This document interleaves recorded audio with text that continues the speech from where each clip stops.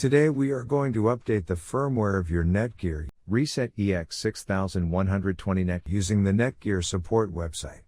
First, all you need to do is turn your Netgear Range Extender switch on. Go to your laptop or PC and visit mywifix.net. Now log in using the username and password. In case if you forget your username or password, then please get in touch with our support team. They will help you out to solve the issue.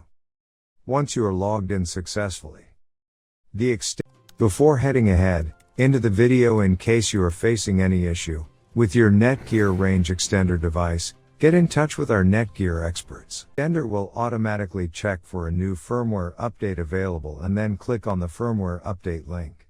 Click yes to download and install the new firmware.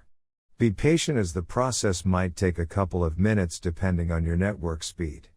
Once finishes, the extender will reboot itself and all your devices will be disconnected. Connect your device and enjoy the extended network. Return to my Wi-Fi EXT website and log in to make sure everything is working fine. Thanks for watching our video, and do not forget to like, share, and comment on the video, so that you never miss any video from our channel.